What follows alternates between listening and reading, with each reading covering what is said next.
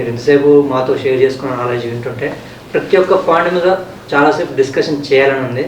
But పర్టికులర్గా మాకు మెయిన్గా వచ్చే కామెంట్స్ అవ్వచ్చు, కాల్స్ అవ్వచ్చు, చాలామంది customers and real estate agents అవ్వచ్చు, చాలామంది చాలా రకాల కొన్ని క్వశ్చన్ చేస్తున్నారు. వాటిలో పర్టికులర్గా మెయిన్ పాయింట్ ఫస్ట్ క్వశ్చన్ అవుతుంది మీకు వచ్చేసి, ఎలాంటి బిల్డర్ని చూస్ చేసుకోవాలి రియల్ ఎస్టేట్లో? మా పెళ్ళి అయిందా నీకు? లేదు సార్. పెళ్లి కూతురిని సెలెక్ట్ అంటే ఏం చేస్తావు చెప్పు. సో అందంగా ఉందా, చదువుకుందా, సో ఇంకా తను జాబ్ చేస్తుందా? మెయిన్ చూడాల్సింది character, attitude, body language. So ఒక బిల్డర్ని సెలెక్ట్ చేసుకునేటప్పుడు భవనాలు చూడండి, ప్లాటింగ్ చూడండి, బట్ దానికంటే ముందు ఫస్ట్ మీరు చూడాల్సిన బిల్డర్ తాలూకా బ్యాక్గ్రౌండ్ అంటే వెనకాల కాదు, ఆయన చరిత్ర, ఎన్ని రోజులు బట్టి ఈ ఫీల్డ్లో ఉన్నారు, ఏ సెగ్మెంట్లో చేస్తున్నారు, ఏ సెగ్మెంట్ అంటే విల్లాసా, ప్లాట్సా, ఫ్లాట్సా అనేది, అట్లానే ఎన్ని ప్రాజెక్ట్స్ చేశారు, ముఖ్యంగా ఎన్ని ప్రాజెక్ట్ చేశారు అనే దానికంట ఎన్ని ప్రాజెక్ట్స్ టైంలో చేశారు, టైంలో డెలివరీ చేశారు, అది ఇంపార్టెంట్. ఇది ఒక సెట్. రెండోది ఆయన బ్యాంక్ తాలూకా వ్యవహారాల్లో రెప్యుటేషన్ ఎట్లా ఉంది, సిబిల్ రేటింగ్ ఎట్లా ఉంది, కంపెనీ గూగుల్ రివ్యూస్ ఎట్లా ఉన్నాయి, ఎంప్లాయీ డీలింగ్ ఎట్లా ఉంది. అంటే సేల్స్ వాళ్ళు డబ్బులు ఇచ్చేటప్పుడు ఒకలా మాట్లాడతారు, డబ్బులు ఇచ్చిన తర్వాత కోడల కంటే హీనం బతుకు, డబ్బులు లేకపోతే అల్లుళ్ళగా చూసుకుంటారు, అంటే అందరూ కాదు కొంతమంది. అదేవిధంగా పర్మిషన్స్ ఉన్నాయా లేదా లీగల్గా, ఈసీ ఉందా, లీగల్ ఒపీనియన్ ఉందా, డిటీసీపీ ఉందా, రేరా ఉందా, హెచ్ఎండిఏ ఉందా, జిహెచ్ఎంసీ ఉందా, ఇవి చెక్ చేసుకోవాలి. ఇదంతా ఒక తంతు అయితే నెక్స్ట్ సైట్కి వెళ్ళాలి. సైట్లో వ్యవహారం ఎట్లా ఉంది, ప్రికాషన్స్ ఎట్లా ఉన్నాయి, ఎంప్లాయీస్కి ఇన్సూరెన్స్ ఉందా, ఈఎస్ఐ ఉందా, పిఎఫ్ ఉందా, ఆ ఎంప్లాయీస్తో కూడా మాట్లాడాలి మీరు. ప్రతి ఒక్కరు కంపెనీ గురించి కొంతమంది గతిలేక చేస్తారు, కొంతమంది హ్యాపీగా చేస్తారు, అది తెలియదు మనకి, అది కనుక్కోవాలి. అట్లానే కస్టమర్స్, పాత ప్రాజెక్ట్స్, ఎగ్జిస్టింగ్ కస్టమర్స్ చాలామంది ఉంటారు, వాళ్ళు పాత ప్రాజెక్ట్ కంప్లీట్ అయిన ప్రాజెక్ట్స్ చూడాలి. ఇదే విధంగా అంటే ప్రైసింగ్ ఎట్లా ఉంది, మార్కెట్తో కంపేర్గా ఎక్కువ ఉందా, కొంతమంది బిల్డర్స్ ఎక్కువ తీసుకుంటారు, క్వాలిటీ ఇస్తారు, కొంతమంది తక్కువ తీసుకొని క్వాలిటీ ఇవ్వరు, రెండూ కరెక్టే కాదు. మనమే ఇప్పుడు రోడ్ సైడ్ మన బండి మీద దోశ తింటే 30-40 రూపాయలు, అదే షాన్బాగు, కామాత్ హోటల్స్ ఉన్నాయి, స్వాగత్ వెళ్తే 100-150 రూపాయలు, తాజకిష్టాకి వెళ్తే 800-1000 రూపాయలు ఉంటుంది. మినపప్పు లేకుంటే దోశ వస్తుందా? రాదు కదా, మరి ఎందుకు రేటు వేరేగా ఇస్తున్నారు? సో అక్కడ ఉన్న క్వాలిటీ, అక్కడ ఇప్పుడు తాజకిష్టాకి వెళ్తే పక్కనే స్విమ్మింగ్ పూల్ ఉంటే స్విమ్మింగ్ చేస్తూ కనిపిస్తారు, బండి దగ్గర కనిపిస్తారా, 4 మీద ఉంటుంది బండి.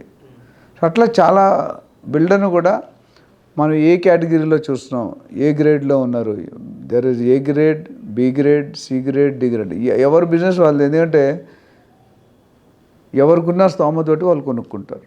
అండ్ నెక్స్ట్ చాలామంది కస్టమర్స్ నుంచి మెయిన్గా వచ్చి ఇంకో మెయిన్ కామెంట్ ఏంటంటే, బిల్డర్ ఓకే, ఎలాంటి ఏజెంట్ని సెలెక్ట్ చేసుకోవాలి? ఎలాంటి ఏజెంట్ అనేది ఇవన్నీ పెద్ద పెద్ద క్వశ్చన్లు రాజేందర్ గారు. మీరు 5 నిమిషాలు టైం ఇచ్చి ఇంజనీరింగ్ క్రాష్ కోర్సులో చెప్పమంటే ఎట్లా చెప్తామండి? మీరు డబ్బులు పే చేయాలి. మీ విశ్వ గారు అసలు డబ్బులు ఇవ్వడు ఛానల్కి. ఈ ఇంటర్వ్యూ చేసిన తర్వాత చాలామంది కూడా మీతో ట్రావెల్ చేయడానికి ఇంకా ఇంటర్వ్యూ చేస్తారు సార్. ఏజెంట్ అనేది ఒక చాలా పెద్ద పదం అండి. అమెరికాలో, యుఎస్లో, యూకేలో అటు సైడ్ అంటే బ్రోకర్ అనగానే ఒక పెద్ద విలువ. 100 కోట్ల బిజినెస్ కూడా బయ్యర్ సెల్లర్ కలుపుకుంటూ బ్రోకర్ మీద ఆధారపడి చేస్తారు. ఇక్కడ 1 లక్ష రూపాయలు ఏదైనా ఏజెంట్ ఇస్తే నెక్స్ట్ 2 నెలలు ఫోన్ ఎత్తాడు. ఆ కల్చర్ నుండి మా రియల్టర్ ఆక్సిజన్లో మెయిన్ ఉద్దేశం అదే. అన్ప్రొఫెషనల్ నుండి ప్రొఫెషనల్ చేయాలి, అనెథికల్ నుండి ఎథికల్ చేయాలి, సర్వీస్ ఇవ్వడం కావాలి. డబ్బులు తీసుకుంటే మన బ్రోకరేజ్నే, కమిషన్నే ఇంపార్టెంట్గా పెట్టుకోకూడదు. కస్టమర్ రిక్వైర్మెంట్స్ ఎవరైతే పెట్టుకుంటారో, ఒక కస్టమర్కి మీరు ఇందాక అన్నారు గైడ్ అనేవాడు, చాలా మంచి పదం, నాకు ఇష్టమైన పదం. ఏంటంటే ఒక కస్టమర్ వచ్చినాడు, ఒక తమ్ముడిలాగా, ఓ అన్నయ్యలాగా, ఓ అక్కలాగా, ఓ చెల్లిలాగా చూసుకొని ఏజెంట్ కమిషన్ కోసం పనిచేసినట్టు కాకుండా మీరు ఒక గైడ్గా, ఒక అడ్వైజర్గా, ఒక బ్రదర్గా, ఒక మెంటార్గా గైడ్ చేయాలి. ప్రతి కస్టమర్ కూడా ఒక ప్రాబ్లం ఉండి మీ దగ్గరికి వస్తాడండి ఏజెంట్కి. ఆ ఏజెంట్ ఆ ప్రాబ్లమ్ని గ్రహించి సొల్యూషన్ ఇస్తేనే మార్కెట్లో ఉంటావు. లేకపోతే కొన్ని సినిమాలు చూడు బాగా అడ్వర్టైజ్ చేసి ఎలా ఫెయిల్ అవుతున్నాయి. రీసెంట్గా కూడా ఒకేసారి పెద్ద పెద్ద స్టార్ సినిమా అడ్రస్ లేకుండా పోయింది. సో కమింగ్ బ్యాక్, ఏజెంట్లు సెలెక్ట్ చేసుకునేటప్పుడు ఫస్ట్ ఆయన బ్యాక్గ్రౌండ్ సేమ్, బిల్డర్కి ఈయనకి ఆల్మోస్ట్ సేమ్ ఫ్యాక్టర్స్. ఒక బ్యాక్గ్రౌండ్, ఎన్ని డీల్స్ చేశాడు, ఎంతమంది కస్టమర్స్తో మాట్లాడాడు, ఆయన కస్టమర్లు ఎవరైతే పనిచేసి డీల్స్కి వచ్చాడో వాళ్ళ రిఫరెన్స్ అడగాలి. ఆ కస్టమర్ నెంబర్ కానీ ఓనర్ నెంబర్ నుంచి ఈయన గురించి తెలుసుకుంటే ఆయన ఎప్పుడైతే నెంబర్లో ఉన్నాడో నువ్వు ఆలోచించాలి. సో 2-3 ఏజెంట్లు తీసుకొని నువ్వు ఇంటర్వ్యూ చేసుకొని సెలెక్ట్ చేసుకోవాలి. ఇంకా మెయిన్ ఏంటంటే అసలు ఆయనకి బాడీలో అసలు ఆయనకి అతా ఉందా పతా ఉందా. చాలామంది ఏజెంట్స్కి ఆఫీస్ ఉండదు, అడ్రస్ ఉండదు, విజిటింగ్ కార్డు ఉండదు, వెబ్సైట్ ఉండదు. ఇప్పుడు రేపు పొద్దుట ఈయన ఏదో పారిపోయాడు అనుకోండి, నెక్స్ట్ ఆయన తర్వాత సర్వీస్ ఇచ్చేవాడు ఎవడు. ఇప్పుడు 1 మ్యాన్ షో అంటే ఎవడు ఇప్పుడు వాడు సిక్ అయితే పోయినట్టే. ఇవన్నీ కూడా ప్లస్ మనకేం వాల్యూ ఎడిషన్ చేయగలుగుతాడు ఏజెంట్గా. మనకేం ఇప్పుడు నాకు ₹1 కోటి ఉంది, ₹1 కోటి 95 lakhs తేగలడు. ఈయనకి ఆ స్కిల్స్ ఉన్నాయా? అది ఆర్ట్ ఆఫ్ నెగోషియేషన్ అంటాం. అట్లా ప్రాపర్టీలు ఎంత ఉంది ఇన్వెంటరీ, ఈయన డైరెక్ట్గా చేస్తున్నాడా, సిండికేట్లో చేస్తున్నాడా, అసలు ఈయనకు ఓనర్తో కనెక్షన్ ఉందా, ఓనర్తో చాలామంది ఏజెంట్స్ మీటింగ్ అరేంజ్మెంట్ గాయబ్ అయిపోతారు. ఎందుకంటే ఓనర్ తెలియదు. ఆడికి ఎవడో లింక్ చెప్పి ఉంటాడు, వాడికి ఎవడో 10 మంది ఉంటారు, వీడు 10వ వాడు అయి ఉంటాడు. 9 మంది ఈ ఫస్ట్ చోటు కలిసాడు ఓనర్ని, మిగతా 9 మంది ఆ ఓనర్ ఆ ఒక్కడి మీద బేస్ ఆ ఒక్కడే గాయబ్ అయిపోతాడు. అప్పుడు బయ్యర్ పరిస్థితి ఏంటి, సెల్లర్ పరిస్థితి ఏంటి, ప్రాబ్లం అవుతుంది కదా. బిజినెస్ కాదు, డీల్ కాదు.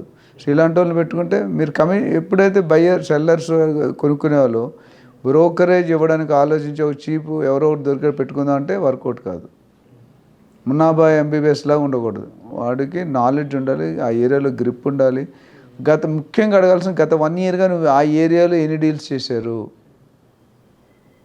అది కనుక్కుంటే రియాలిటీ. అసలు ప్రొడక్ట్ నాలెడ్జ్ ఉందా, జోగ్రఫికల్ నాలెడ్జ్ ఉందా, కమర్షియల్ నాలెడ్జ్ ఉందా, డాక్యుమెంటేషన్ నాలెడ్జ్ ఉందా, ఇలాంటివన్నీ చూసుకొని సెలెక్ట్ చేయి. ఒకవేళ ఇది చేసుకోవడం రాకపోతే మాలాంటి వాళ్ళని అప్రూవ్ అయితే వీ విల్ సజెస్ట్ మంచిగా వెల్ ట్రైన్డ్ ఏజెంట్స్ని.